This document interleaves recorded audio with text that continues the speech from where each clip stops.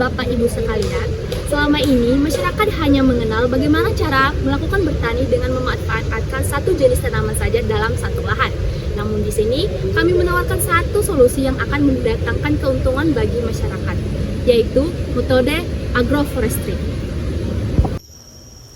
Bapak, Ibu, Saudara-saudara, sebelum kita membahas solusi yang kami tawarkan, mari kita lihat beberapa permasalahan yang sering dialami oleh masyarakat kita dalam mengelola lahan pertanian. Saat ini, banyak petani masih bergantung pada satu jenis tanaman saja. Ketika hama datang, cuaca berubah, atau harga pasar anjlok, seluruh hasil panen langsung berdampak dan kerugian tidak bisa kita hindari. Selain itu, tanah kita semakin lama semakin keras dan kehilangan kesuburannya karena penggunaan pupuk kimia yang berulang tanpa diimbangi dengan bahan organik. Masalah lain yang sering muncul adalah kondisi musim yang tidak menentu. Saat kemarau panjang, tanaman cepat layu karena tidak ada pepohonan yang dapat memberikan naungan atau menjaga kelembapan tanah. Sebaliknya, saat hujan deras, air mengalir begitu saja dan menyebabkan erosi, membawa lari unsur hara yang sangat dibutuhkan oleh tanaman.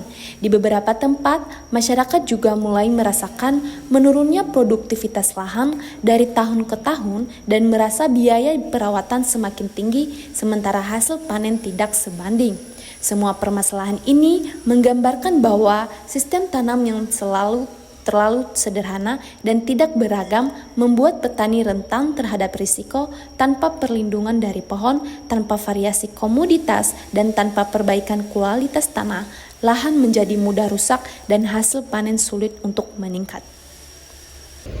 Agroforestry adalah sistem bercocok tanam yang menggabungkan pohon kayu serta pohon buah dengan tanaman pangan dan juga ternak dalam satu lahan. Nah, dengan agroforestry, para petani tidak lagi bergantung kepada hasil dari panen tani tersebut. Jadi begini, misalnya di suatu lahan itu kan menerapkan agroforestry. Nah, dalam agroforestry itu ada tanaman hutan dan tanaman pertanian. Nah, untuk pendapatan setiap bulannya itu dapat menggunakan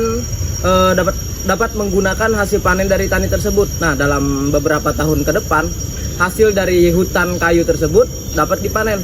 Nah, dan juga dalam hutan tersebut itu dapat menghasilkan pupuk alami, sehingga hasil pertanian jadi lebih bagus dan hemat uang lah untuk pupuk. Penerapannya bisa disesuaikan dengan kondisi desa. Misalnya pekarangan bisa ditanami kelapa atau durian di pinggirnya. Lalu pisang dan pepaya bisa ditanami di tengah dan sayur mayur bisa di bagian bawahnya. Semua bisa dirancang untuk menghasilkan panen bertahap sepanjang tahunnya. Agroforestry bukan hanya menanam pohon, tetapi juga menanam untuk masa depan, mulai dengan lahan kecil terlebih dahulu, karena perubahan besar bermulai dari perubahan kecil.